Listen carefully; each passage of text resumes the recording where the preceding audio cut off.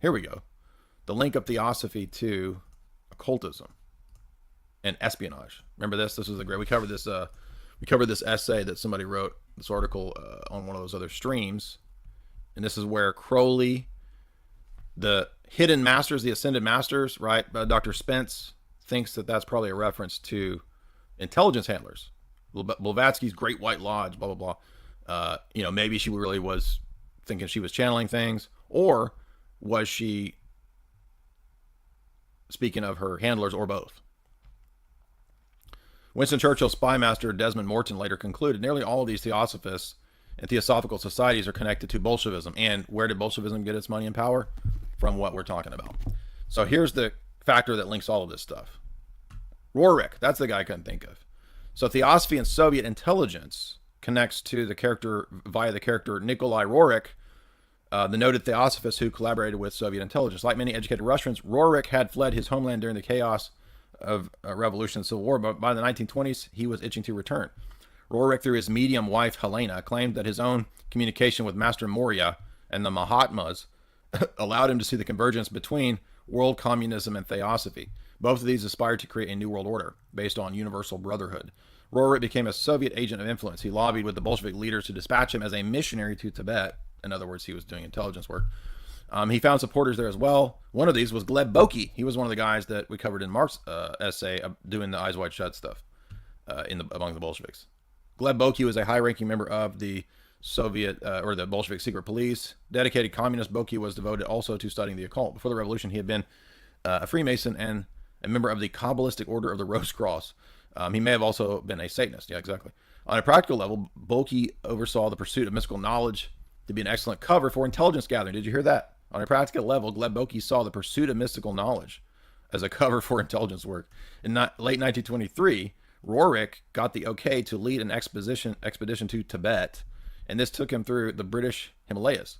Soviet intelligence and political agents were attracted to his party disguised as religious pilgrims.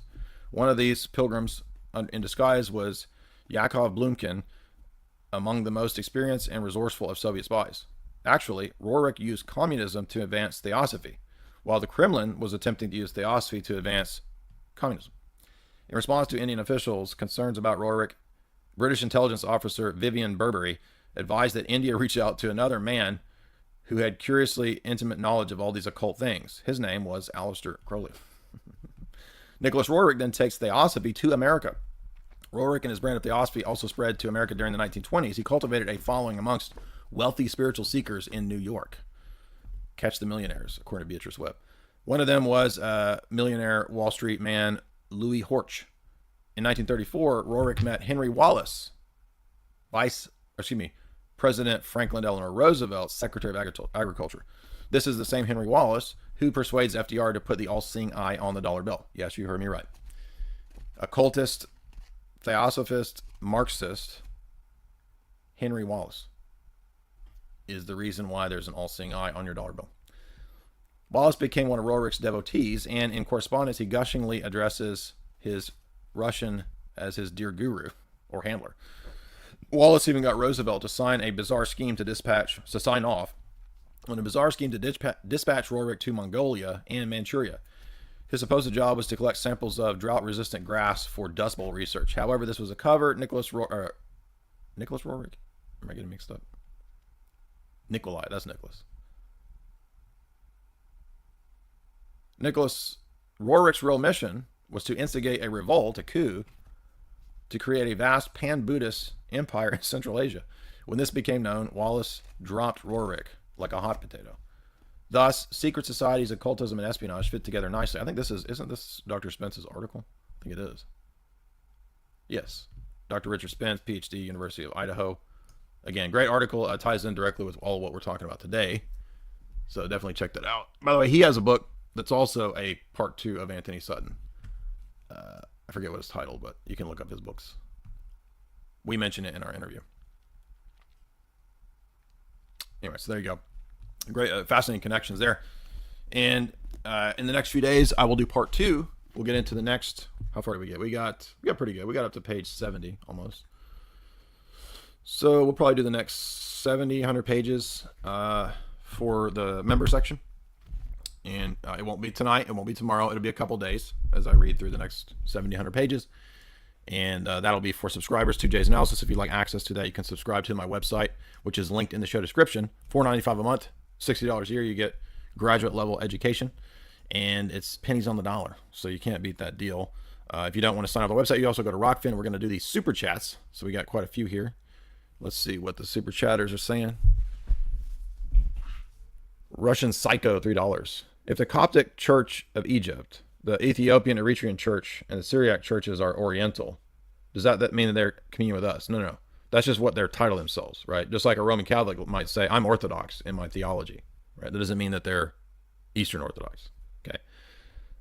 They are not in communion with us, and they haven't been for, 17, 16, 1,500 years. So they're not Orthodox. Are they outside of the Orthodox Church? Correct, they are. What are the differences? Well, they split basically after Ephesus, so they don't like Chalcedon, and the theology basically is frozen there. So the differences are basically everything Chalcedon and after is not something that they really adhere to. That doesn't mean everything that's afterwards they reject. I mean, many of them at least profess to believe in icons, although I think a lot of the Ethiopian churches and the Oriental churches have kind of lost their iconographic tradition because they don't have the Seventh Council. Just like Rome has lost the iconographic tradition because they give verbal credence to the Seventh Council, but they don't actually believe it or follow its canon. So the differences are those things, and then primarily about Christology. So they wedded themselves to early St. Cyril, and they don't really have any flexibility about later Cyril, who says that there's two natures in Christ. They also don't have the development of two energies and two wills. So even though sometimes they'll talk about uncreated energies, because Cyril did, it's not a really fleshed out theology of the energies. So those are the main differences. Russian Psycho, $3. You just doubled it up there. You said it twice. But you said again, for $1, what are Eastern Catholics? So these are people who were at one time Orthodox and rejected, the Filioque or whatever after 1054, who throughout the succeeding centuries and various eras were united back to Rome. So they're sometimes called Uniates, Eastern Catholics, or Byzantine Catholics. And they are in varying degrees in agreements with Latin theology and Latin dogma. So some of them, there's Zogbeites, there's Melkites, there's all these different sort of strata of Eastern Catholics. And we often refer to them because they are a great way to demonstrate that Roman Catholicism is not actually a unified position. Many of them reject the Council of Trent, many of them reject Vatican I, many of them reject purgatory, and yet they're still considered to be fully in communion, quote, Roman Catholics or Eastern Uniate Catholics, right? Of course, that illustrates the inconsistency and absurdity of the Roman Catholic position, that on the one hand, you can be a Roman Catholic, professing to believe in the papacy and the dogmas, and also at the same time claim to be Catholic and reject the papacy and many dogmas, which many of them do. You can also illustrate this by pointing out that Eastern Catholics revere many Orthodox non-Catholic saints, which makes no sense because multiple medieval Roman Catholic dogmas say that you can't be a saint outside of the Roman Catholic communion, especially Cantate Domino of the Council of Florence, which even specifies that even if you are a martyr for the name of Christ, if you are a martyr outside of communion with the Bishop of Rome, you are damned. And yet, in this absurd, inconsistent position, Eastern Catholics themselves disprove Roman Catholicism. We made many, many videos, many talks on that, but that's the essence of the argument. You go on to say, are the old believers in Russia schismatic? There may be old believer sects that are still in schism, I don't know, but many of those groups have been reunited to the normal canonical church. Russian Psycho, again, $1. Is psychology a real science or a propaganda product? Maybe both. Maybe there were eras or periods when it was perhaps pseudoscientific. I think some of Freud's elements, some of Carl Jung's elements would be considered nowadays pseudoscience. But at the same time, it does look like there's some insights from Freud or some insights from Carl Jung. So I would say probably a little bit of both. I've read a lot of influential psychologists in the 20th century. Most of them seem to be, they're either pervs or some sort of political agenda. Yeah, I think psychology is often politicized and used to promote things. And you said that psychology is basically used to promote atheism. Yeah. But I mean, we do believe that there is a mind or a psyche. So in principle, there's not necessarily anything wrong with the study of the mind or the study of the psyche. But I don't doubt that the origins of psychology probably come out of some sort of created control mechanism or wealthy fund. I don't know the actual origins, but I'm sure that that's the case. Russian Psycho, $1. A lot of Catholics point to numbers. Latin Americans say the Roman Catholic Church is not declining in Latin America. Well, that may not be the case, but remember in Roman Catholicism, they'll say anybody's. part of the church with no catechesis at all. Right? I mean, so they'll be counting people that are doing Santeria, right? But Catholicity means the fullness of truth. It's not primarily a definition of numbers. And even Roman Catholics themselves have to admit this when they talk about the Arian crisis, because the majority of the professing visible church in the Arian crisis was Arian or semi-Arian.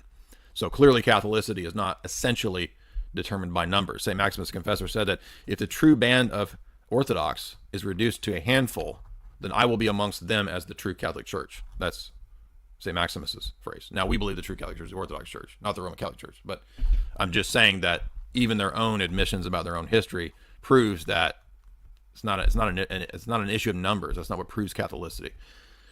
Given the mixing of pagan and Catholic elements in these shitholes, isn't it fair to say that these people aren't really, quote, Catholic? Yeah, that's my point, right? So this is just a bunch of syncretism. It's like the original megachurch. Russian Psycho, again, $1. Is the notion of ends justify the means a Christian principle? I don't think so. I mean, it seems to be Pandora's box. I mean, there might be some sort of extenuating circumstances where you would have to engage in some sort of reasoning on the basis of ends justify the means. I don't know what those would be off the top of my head. There are people, for example, who do bioethics in the Orthodox Church. I don't know bioethics. That's not my field. Father Deacon Ananias knows many people who do. It doesn't mean they're infallible, but that's a good question. I don't know. But I would tend to say that it seems intuitively kind of dangerous to go down that route. So you said again for $1. Do you think Putin and his circle of influencers are really Orthodox or pretending? I have no idea. I mean, I think that anytime somebody is a state actor, we kind of have to think that they're operating pragmatically in terms of realpolitik. Whether they privately really believe these things, I don't know. Russian Psycho, $2. What is the Orthodox position on indulgences? Yeah, that's a specifically Roman Catholic thing. It evolves out of early canon law, but it becomes a medieval Latin thing that is not Orthodox. How do the Catholics reconcile Prawn and Borgias? I don't think they do. I think they just say that it was a corrupt period, but they still had the charism, right? So they'll just separate morals from the office, right? The office and the power and the authority can be held by somebody who's completely immoral and wicked, basically. Russian Psycho, $1. And they'll say if you disagree with that, it's Donatism. That's not actually what Donatism said, but that's what they'll say. Russian Psycho, $1. Protestants try to argue that violence and gore, dang dude, how many? We're on a roll here. Should not be part of movie and art. I find this position kind of ridiculous. Is this consistent with Christianity to include violent images? I mean, I think there is a place. I mean, the violence and stuff. This is in the Bible, so I mean, you read the Book of Judges; it's pretty violent. So, yeah, I think it would be kind of silly and prudish to act like there should be no violence in movies. I mean, but at the same time, we want to guard against the extreme. So I just think there's a basic idea of prudence that should govern these principles, but not these kind of weird puritanical rules that go even further than the Bible itself. It's kind of ridiculous. But you'll find people who get all super pietistic and moralistic about it. I mean, people who criticize me for watching movies and analyzing them, right? So, I mean, these people are just kind of like, I don't know, full of huffing their own farts, basically. But at the same time, you wouldn't want to go to the extreme of being like, oh, I can't wait to watch Saw tonight, dude. Or Human Centipede, bro. I mean, obviously that's clearly not what we want to subject our eyes to. Russian Psycho, $1. Is it okay to create pagan-influenced literature with Christian symbolism? Yeah, I think Tolkien, Lord of the Rings. I mean, we've done many critiques of that. I just did a video on the Tree of Life. We talked about the Yggdrasil and the image of the tree in other religions. I just did a video on pagan temples. Yeah, I don't think there's anything odd about that. I think we should look for the Logos Spermaticos or the seeds of the Logos anywhere in these kinds of things. Sure. And doing that does not entail accepting Hermeticism. So, correct. I don't believe it should entail that. Kristen, $5. Here's a 350th of a Bitcoin, or it could be a cup of coffee, your choice. Well, thank you, Kristen, and thank you for that. And I'm guessing you were interested in the Bitcoin discussion earlier. Gary on Wrath, there we go, some Babylon Berlin right there. Ich weiß, ich nicht. I was, I'm not. Gary on, that's the lead character. By the way, somebody said the Babylon Berlin new season is coming out. Looking forward to that because that was a really deep esoteric thing. If you guys didn't watch Babylon Berlin, really well done German show. Shout out to that Garian dude because he actually, the actor, stood up to the Koof. Remember that? And then Kate from Lost, remember her? She stood up to the Koof mandates too. That's bold stuff from those people. But Babylon Berlin, it does have a little bit of pictorial artistic degeneracy that you have to kind of get through. But if you are looking for a deep, philosophically interesting historical show set in Weimar Republic, this is a good show. And here's my full, what we do, an hour and a half breakdown. A year ago. Wow. Doesn't seem like it. So this was actually 1 year ago. September 2021. This is September 2022. So in September 2021, we did a hour and a half breakdown of Babylon Berlin. And it did have references to mind-controlled doctors, handlers, espionage, and transhumanism. So you can go check out my Babylon Berlin analysis if you're interested in that TV show. But Garyon, I don't think it's Garyon Rath because he's a fictional character. Unless the universes are overlapping and we got fictional characters sent as super chats. He says, do you think the deep STATE wants to destroy Europe and Germany in order to profit from building up Germany again? I don't know if they want to destroy it as much as they want to just create the conditions for world order, whatever the next phase of, the Great Reset world order is. The Germans seem utterly helpless and fully dependent on the U.S. in terms of foreign policy. Yeah, I mean, they've been under the control of the U.S. They were basically reconstructed and set up by the U.S. after WW2. So do they want to destroy it? I don't know if they want to destroy it as much as control it. Frankie D, $5. Would you be willing to speculate on whether an actual WW3 is inevitable, given that powers that be are hell-bent on using warfare? I don't know about an actual World War WW3 as much as maybe an economic collapse. I think an economic collapse in the coming months or years is probably more likely than WW3. But, I don't know. That's just my speculation. Storm the Cat, $10. I was thinking about Genesis and Adam and Eve being banished from the garden, and there was a flaming sword placed at the entrance. I think this shows that the essences of objects, sort of like Platonic forms, already existed in God before humans invented things like swords.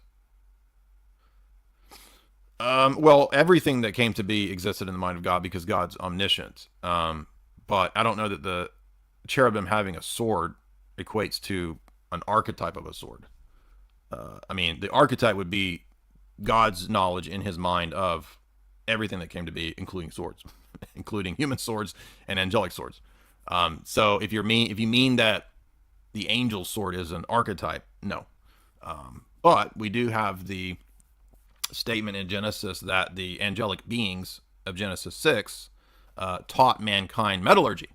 So perhaps in that way, angelic beings instructed men how to create swords, according to Genesis 6. J Mel, $30. Do you know who started the WCC, World Council of Churches? Yeah, it was the Rockefellers. I mean, they're the ones. I mean, the whole chapter in the authorized biography discusses them putting the money into it. The Greek patriarch is on the council. I'm not sure what to think about it. Well, a lot of people are involved in varying levels in this superstructure, this thing, right? So it's kind of like, I don't know a whole lot about what they do on the ground, but I imagine it's just like conferences and getting together and yap and pretending like we're all on the same page when obviously we're not.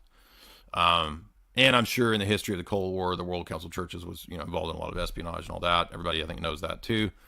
But I think there's differing degrees of, quote, participation, and differing Orthodox jurisdictions. Not everybody is involved like the Greeks, and some are not involved. So there's differing degrees there. But I don't think that it's a worthwhile institution, and I would support not being involved in it. Frankie D, $5. The Marxist fallacy sounds just like our shadow gov. If you don't agree with us, then you are bourgeoisie. If you don't agree with us, you are a FASCIST. If you don't agree with us, you're a RASIST. If you don't agree with us, you're a Rusia bot. Yeah, these are just basically mindless slogans to engage in propaganda and low-level attack. That's all that is. It is not hard to hate on these people. Right. Well, the sad part, though, is that in revolutionary circles, these people are the ones that the revolutionaries destroy themselves. They always eat themselves. So keep that in mind, that as much as we are mad at these goobers on the street who are the enforcers of this collectivist whatever nightmare, they're the ones that are going to be the first to be destroyed by their masters. That's the sad part. So little Samwise rap. Potatoes. $3. Will you ever do a esoteric analysis of music? Do you mean music itself or specific songs? I mean, I sing dumb cringecore music, but I'm not a music person. In other words, I didn't have any music training. I don't know music theory, so I don't really feel competent to give a discussion of music. However, I noticed that if you go to academia.edu, one of the Orthodox nuns just published her PhD on Orthodox music theory and logi. And that is called, I'll show you.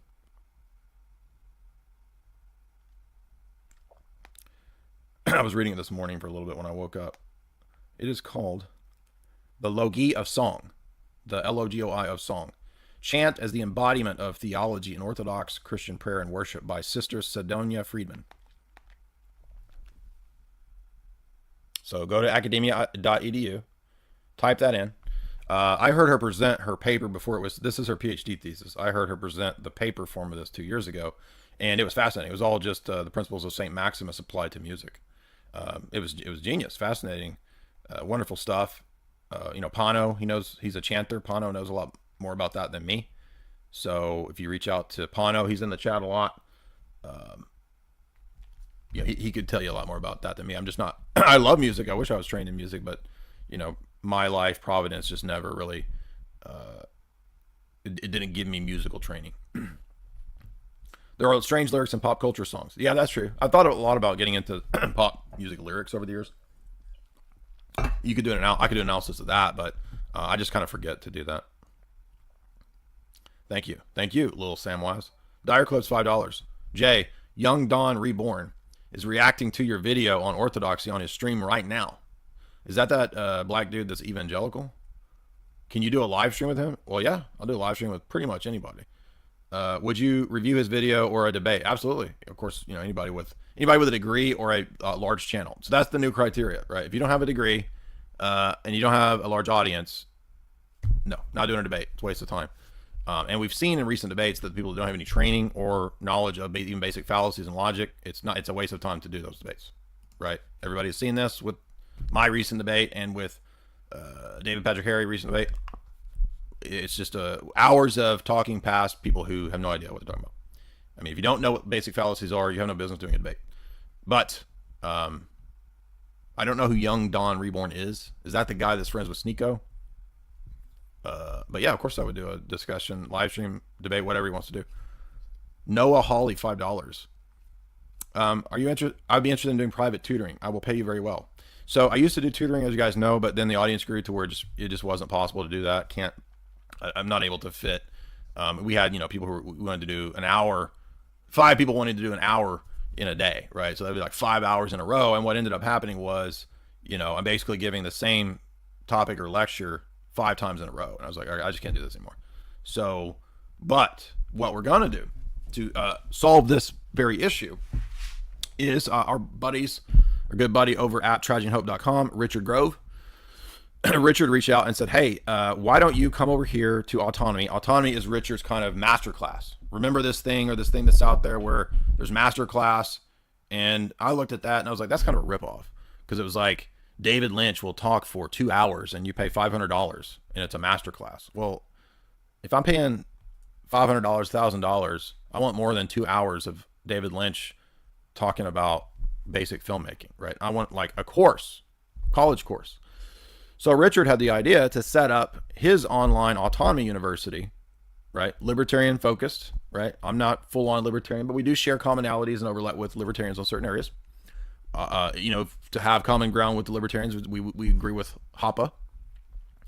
And so, but Richard reached out and said, hey, will you teach a couple courses? I said, yeah, absolutely. It'd be great. So I think what we're going to do is we listed some ideas of topics to cover. So one was the writings of the global elite, obviously, as a course. Another course is just kind of overview of basics of philosophy and worldview. So that would be, we would do like Introduction to Philosophy, Introduction to Metaphysics, Epistemology, Ethics, and then History of Philosophy and Ideas from ancient, medieval to today. And so basically it would just be like the master class, but full on courses. And in those master class things that you pay all this money for, that you just listen to them talk for like an hour or two, you don't interact with them. But what Richard does at Autonomy is Richard has lecture and then extended Q&A. So basically we're going to do that. So I'm going to be teaching courses over at Autonomy. We're going to start with one course on philosophy, Introduction to Philosophy. But again, because this is going to be, full on, professionally done, hosted at Richard's thing, it's not going to be like it was before, where I charge $100 for tutoring. This will be a little bit more expensive. And this is Richard's platform. It's his idea. It's how they run things. Our buddy Benny Wills, if you guys remember Benny. Benny just put up his course on public speaking, communication. So Benny taught a whole course. I think I don't know what Benny charges, but $1,000 for his course. So basically it'll be like that, where it's still cheaper than college, but it's going to be a full university style course. But it'll be better than that too, because let's say I do a 2-hour lecture on whatever, I'll have 2 hours of open forum where you can chat. So basically it'll be like what we used to do in Discord, which I love the Discord time. It was a lot of fun, but here I am doing 5-hour Q&As, and it's helping people, but it's not making any money. I'm teaching for free for years, for hours on Discord. So people bitch about what I do. Well, as much as people bitched about me having a paywall, do you realize how many countless hours of teaching we put into Discord for free? And do you know how many people do all of that for free? Hardly anybody. So I feel like I've put in my time teaching for free. Just like before, when I had the blog back in the day, I put in my time writing blogs for free. I don't write for free anymore. Anything I write from now on is a book that you pay for. I don't write for free anymore. I made my bones writing for free. Likewise, I made my bones teaching and doing Q&A for free for countless hours in 4 years of Discord. I'm not doing that anymore. Now I will teach a course, and we'll come up with a price, and we'll be flexible, right? Richard's not a loan shark. He's flexible on cost. So we'll work with people that don't have whatever monetary amount that we come up with. But you will be able to come and you can bring your Q&A. And I won't restrict you to only talking about philosophy. If you sign up for a philosophy course and you want to talk about Vladimir Losky, that's fine. So that's how that will work. So hopefully, Noah, that will help you. I just set up with Richard a couple of days, yesterday, the day before, the plan to do this. The first course that I'm going to be teaching with Richard is going to be, well, when I say with Richard, I mean with Richard's platform, is going to be, what day is that?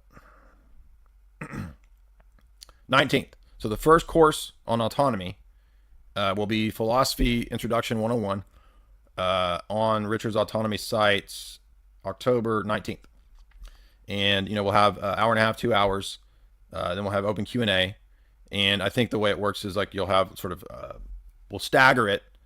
It'll be recorded, so you don't have to watch it live. But if you want to do the Q&A, you'll need to be there live, obviously. It'll be a full-on course. I don't know how many installments we'll do. We'll have to see. But the idea is to hammer it out in 2 weeks, right? And that course will be there forever, right? So it'll be evergreen. It'll be there at Autonomy. And then what we'll do next year is do another season, another course. So it'll be lecture series number 2. And maybe it won't even be a year away. I don't know. Maybe it'll be in a few months or 6 months. I don't know how we'll set it up. But so Richard Grove has multiple projects, not just strategyandhope.com. He also has Autonomy University, and he also obviously does his popular podcast over on Rockfin, Grand Theft World. Richard has used clips of me for years, many times. I listen to Grand Theft World. All those guys do great work. We agree probably with 70 to 80% of what Richard puts out over there on Autonomy. So I'm more than happy to work with Richard. I love Richard's work. Always been a big fan. We did our first interview, I think 8 years ago, maybe 6 or 7 years ago. And we've done a few since, but this is going to be great because I've for a long time I wanted to hook up and do more stuff with Richard. So this is the opportunity to do that. So when we get the course up, right, I'll let everybody know. Just follow me on the social medias, and it'll be posted in the next day or two, right? You'll have the ability to begin sort of planning to sign up for that. But as I said, I can tell you for sure that the first course over at Autonomy will be October 19th, and I'll be bringing. It won't just be me blathering forever. I'm going to bring in subject matter experts as well. We'll try to bring on Dr. Bradshaw, who knows who else, but my Father Vladimir could talk about Renaissance philosophy or something like that, Renaissance art and aesthetics, right? So obviously aesthetics is an important part of philosophy. So, I'll be bringing in subject matter experts as well. It won't just be me, rambling for forever. But that's going to be fun. Looking forward to that. But again, it's not going to be, $4.95 a month. It's going to be a full heavy dose of essentially a college course is what it's supposed to be. Tropes, $5. I am pay piggy. Ooh. Thank you so much, Tropes. Jmail, $5. Did you see that the Bank of England is asking for Brits to turn in $20 and $50 notes? No, but everybody started talking about Bank of England collapse. A friend of mine sent me the Japanese bond market is about to collapse, and some people think this is might trigger a coming economic collapse. Which there are people way smarter than me that do economic analysis that feel like there's going to be some kind of economic reckoning in the near future. I don't know when. JML, $5. No, let's see. The paper will not be exchangeable after the first. Well, what does that mean that they turn them in, but they're not exchangeable? Turn them in for what? Like you just turn them in and you don't get nothing back. so the bank is asking for donations. Is that what you mean? One more super chance, $50. Thank you so much. I read Deuteronomy in the Orthodox Study Bible when I was confused at the end where it talks about what happened to after Moses died, but isn't Moses the author of Deuteronomy? I think we're supposed to think that was Joshua adding that addendum. I think that's what most people think. But great question. Frankie D, $3. Because I think, doesn't it say kind of that Joshua kind of immediately steps up to leadership? Frankie D, $3. Do you know Sneeko? It would be great to have him on your show. So I tweeted at him. The tweet got 300 likes and shares. I tagged him on YouTube and that got 400 or 500 likes. So again, I had a big Instagram profile. Christ and Culture reached out and said, hey, go on Joe Rogan. And then other Instagram profiles said, hey, go on Timcast. And then Frankie D says, hey, go on Sneeko. Guys, the way that you do this, okay, even if I tag somebody, even if it gets 300 thumbs up, 500 thumbs up or likes, that doesn't even mean that guy's going to see it. How will these people see my name if you guys keep putting it into their chat? 50 people putting my name as a recommendation or a request is much more likely to be seen than one person, me, tagging them, and they might not even ever see it, even if 500 people share it, right? If 500 people retweet me mentioning Sneeko, that's less likely for him to see it than 50 different people putting have Jay on, have Jay on, have Jay on, have Jay on, right? That's how you do it. You want to get me on Joe Rogan? It's not going to be me. Joe Rogan doesn't know who I am. Now, I know that, I don't know if Tim probably doesn't know who I am, but Lydia knows who I am. So keep asking and reminding Lydia.